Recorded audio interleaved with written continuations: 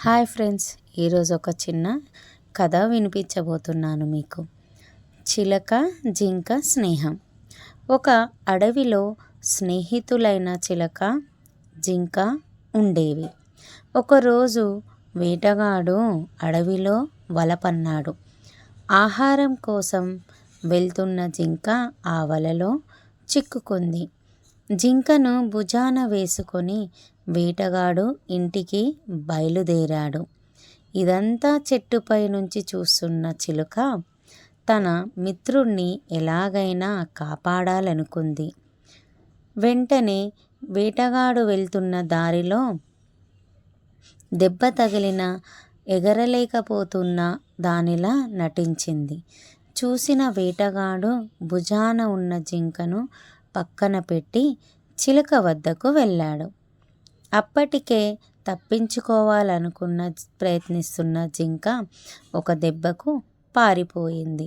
వేటగాడు పట్టుకునేలోపు చిలుక కూడా రివ్వున ఎగిరిపోయింది. మరో కథ. ఒకసారి ప్రయాణికులు మండే ఎండలో ప్రయాణం చేస్తూ ఒక చెట్టు నీడలో విశ్రమించారు. కొంతసేపటికి చల్లబడి తాపం నుంచి ఊరట పొందారు. ఈ చెట్టు ఏమై ఉంటుంది? దీని పండ్లు తినగలిగినవేనా అని అడిగాడు ఒకడు.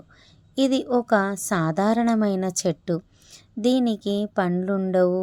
దీని చెక్క పనికిరాదు. ఇది అన్నిటికన్నా పనికిరాని చెట్లో ఒకటి అని రెండవవాడు సమాధానం ఇచ్చాడు.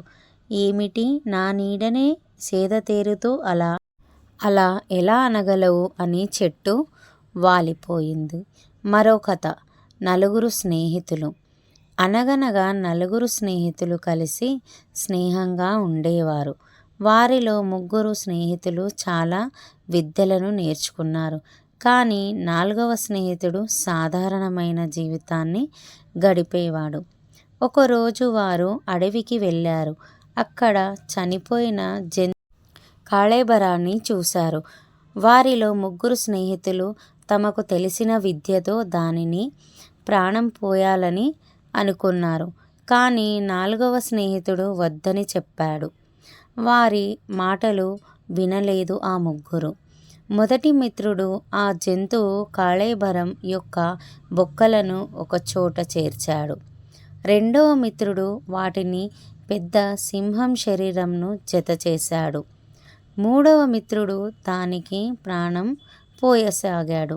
కానీ ఆ నాలుగవ మిత్రుడు అక్కడి నుండి దూరంగా వెళ్ళి ఒక చెట్టుపైకి ఎక్కాడు. వెంటనే ఆ సింహానికి ప్రాణం వచ్చి అక్కడున్న ముగ్గురు మిత్రులను చంపి చెట్టు మీద ఉన్న మిత్రునికి ఏమీ కాలేదు. కథలోని నీతి: జ్ఞానం అవసరమే, కానీ విచక్షణ లేని జ్ఞానం అనవసరం. మరో కథ. ఇతరుల కోసం జీవించిన చెట్టు. ఒకప్పుడు ఒక అడవిలో 2 చెట్లు ఉండేవి. ఒక చెట్టు తన పండ్లను పక్షులను మరియు ఇతర జంతువులకు పంచుకోవడానికి ఇచ్చేవి. మరొక చెట్టు